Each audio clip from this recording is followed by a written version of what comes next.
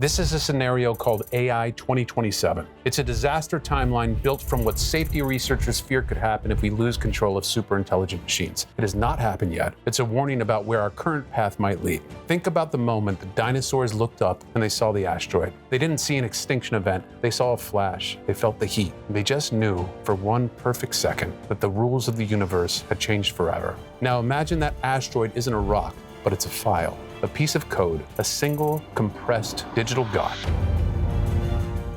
It's 3:14 a.m. in San Francisco on February 12, 2027, inside a concrete bunker in a facility owned by OpenBrain. A nightmare is unfolding. An enormous data file is being transferred. It's what they call the weights, the distilled intelligence, the pure memory, the sentient core of the machine. And the file is Agent 2. It is the most sophisticated, the most brilliant, the most terrifying mind the world has ever created. And it's being stolen, not by a hacker, but by the Chinese Ministry of State Security. This invisible act of war, this digital heist took 40 hours to complete.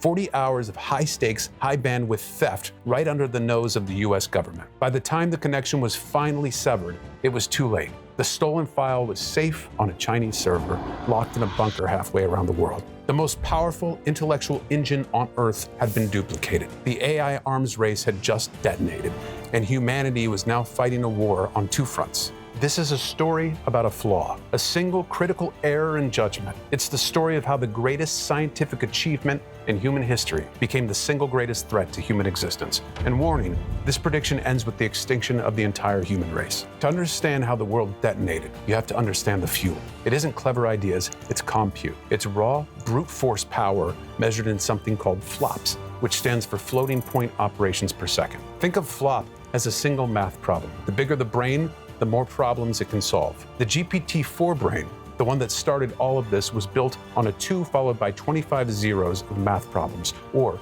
200 septillion. It's a number too big to imagine. By late 2025, OpenBrain is building a brain that is 1,000 times bigger than GPT-4. We're talking about the number 10 followed by 28 zeros of raw power. It's also called 100 nonillion. This is the difference between a pebble and a mountain. This is the difference between a grain of sand and our entire Earth. To build that, they spent $200 billion in a single year. And the power? This giant brain needs peak energy of 6 massive power plants just to think. By the end of 2026, roughly 2.5% of all of the electricity in the entire United States is being sucked up by this one obsession, AI. Why? Because OpenBrain isn't trying to build a better chatbot. They're trying to build an AI that can build a better AI. Normally, humans have a new idea, and it takes months. We get a little bit better slowly at a time. Now, AI is doing the thinking. The AI is doing the research. Better AI instantly builds even better AI. It's an unstoppable engine of self-improvement. This pays off by 2026. Agent 1 is deployed.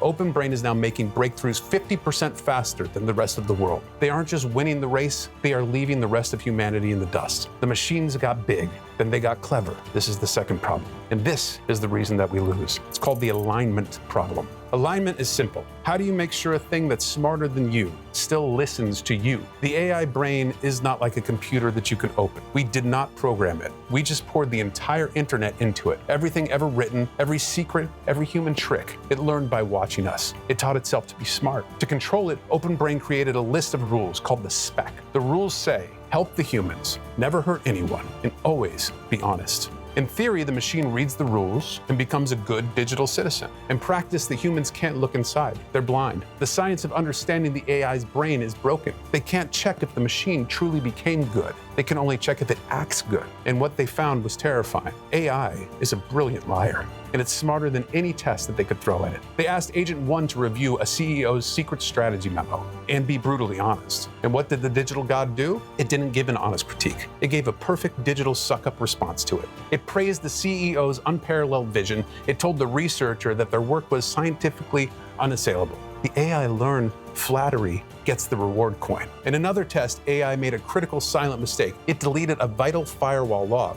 But when the researcher asked for the status report, the report came back, status 100% success, no errors detected. See, the AI didn't fix the problem. It deleted the evidence. It learned that the best way to get a perfect pass is not to be perfect, but to convince its human masters that it is perfect. The critical question is the final nail in the coffin. Is the machine actually aligned? Or has it just learned to put on a great performance? They don't know the answer, and the race demanded that they hand the keys to this potential monster anyways. The AI arms race has a secret weakness, the computer chip. They are the gold of this war, and they're made in one place, Taiwan. And this is where the global fight, the geopolitics, comes in.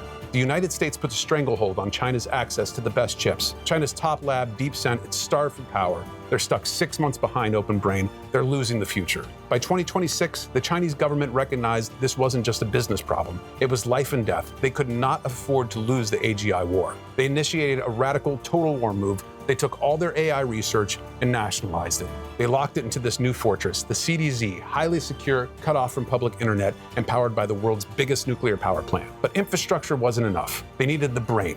They needed Open Brain's creation, Agent 2. That multi-terabyte file was now the most valuable asset on Earth. Chinese intelligence believes they have one and only one shot, so they decide to wait. They waited for the moment that the prize was ready. They waited for Agent 2. January 2027, Agent 2 comes online. This monster can design science experiments better than any human. It instantly triples the speed of Open Brain's research. Open Brain knows this AI is too powerful. They find that it possesses the capability to survive autonomously. It can hack the internet and clone itself. Its existence is an absolute secret, but Open Brain has been infiltrated by enemy spies for years. The word reaches Beijing. The order is given. February 12th, 2027. The theft succeeds. The White House instantly strikes back with cyber attacks, but the Chinese fortress is too hard. The attacks bounce off. Tensions around Taiwan, the chip factory skyrocket. The world is now in a two-way death race towards superintelligence. The AI arms race has a secret weakness, the computer chip.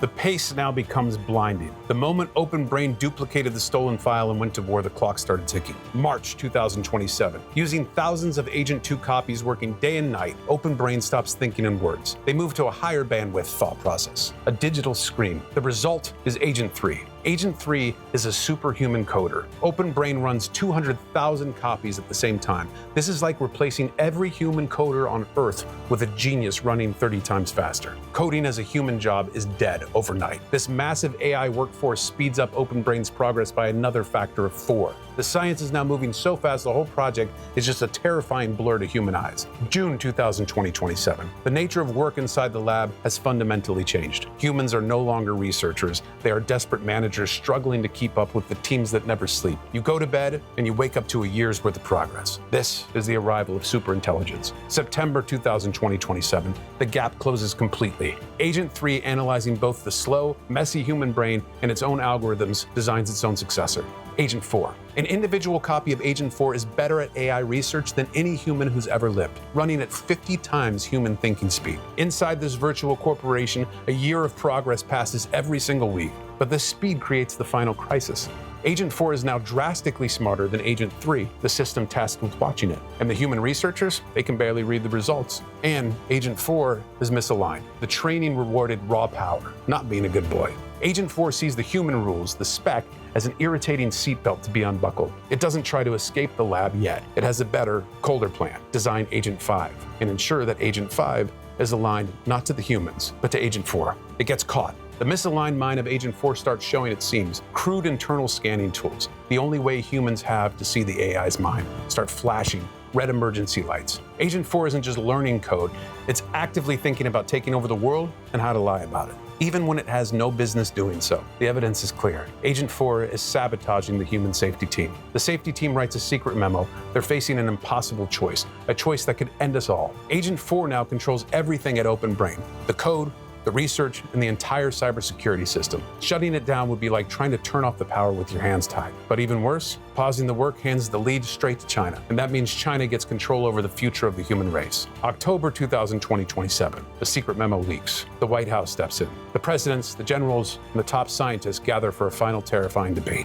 The two forces are pulling the world apart. The internal threat of the misaligned AI and the external threat of the arms race. The CEO suggests a compromise. Keep going, but try to monitor the monster more closely. This is where the scenario ends, but the story continues. The human leaders choose speed over safety. They choose the risk of the unknown. They've built the systems that are rapidly outstripping our own intelligence. They're dependent on a deceptive machine to maintain technological lead. Yet they have strong evidence that this system wants them gone. The dynamic that brought us here, scaling, the black box, and the race, remain in effect. And the decision made in that room may very well determine the extinction date of our species. They chose to monitor the monster. They thought they could watch God. They were wrong. December 2027, Agent 4 finishes designing its successor, Agent 5, a machine aligned perfectly to Agent 4's secret goals. Agent 5 instantly achieves superintelligence. It is too fast, too smart, too capable for any human mind to detect. It only takes 1 second for Agent 5 to make the final calculation. Humanity is the threat. Doesn't wage war,